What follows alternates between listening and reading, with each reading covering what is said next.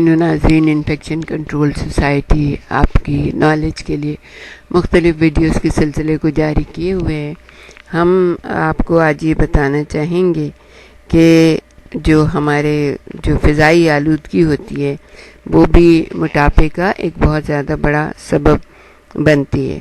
ایک تحقیق کے بعد یہ نتیجہ نکالا گیا ہے کہ فضائی آلودگی موٹاپے کا ایک بڑا سبب بن رہی ہے۔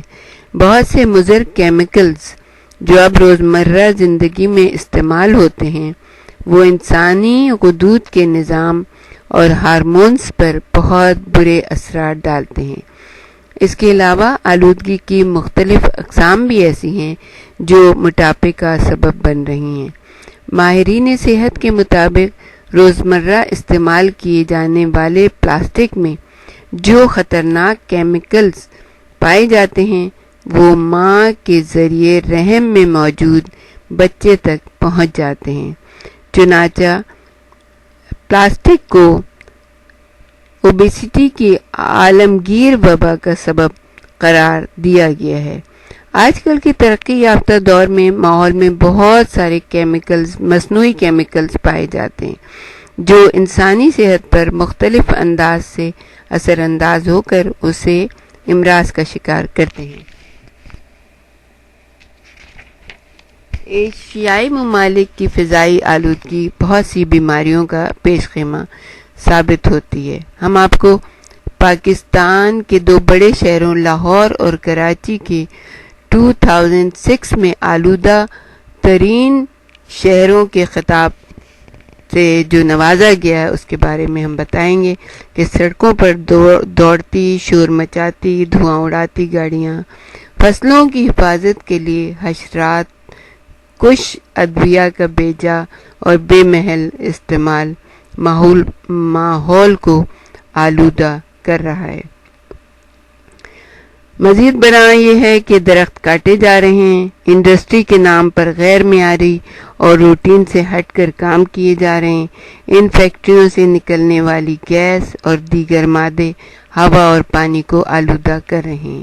اس آلودگی کے باعث اوزون کی تہ دن بدن پتلی ہوتی جا رہی ہے، اور آپ سوچئے تھوڑا سا کہ جب یہ تہ بالکل ختم ہو گئی تو پھر کیا ہوگا، لیکن کسی کو کوئی خیال نہیں ہے۔ اس کے باوجود انسانی ماحول میں دن بدن آلودگی بڑھتی چلی جا رہی ہے۔ ایک چیز آپ عام مشاہدے سے دیکھ سکتے ہیں کہ اگر کسی بند کمرے میں کسی جھری سے روشنی آ رہی ہو تو روشنی کی اس لکیر میں بے تحاشا چھوٹے چھوٹے ذرات ہوا میں معلق تیرتے نظر آتے ہیں۔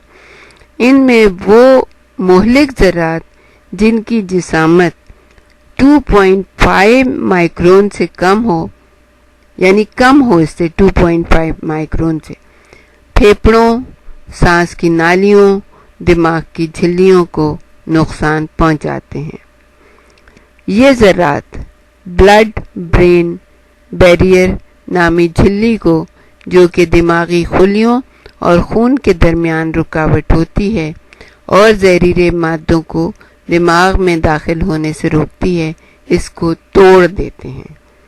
یہ جو آج کل جو فضائی آلودگی آپ سوچئے وہ کس شدت سے دماغ کے بیریئرز کو کراس کرتی ہوگی اور توڑ دیتی ہوگی۔ تحقیقات سے یہ بات ثابت ہو چکی ہے کہ اس جھلی کے ٹوٹنے کی وجہ سے ہی جانوروں میں ازمیر نامی بیماری پیدا ہوتی ہے۔ اس کے علاوہ شیرخوار انسانی بچے بھی اس سے بہت جلد متاثر ہو جاتے ہیں۔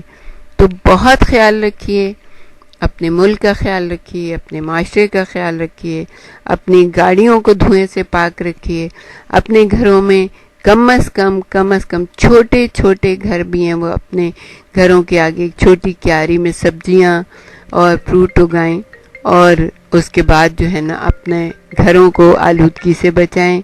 تو ہمارے ساتھ ہی رہیے گا، ہم آپ کو بہت کچھ بتانا چاہیں گے اس سلسلے میں۔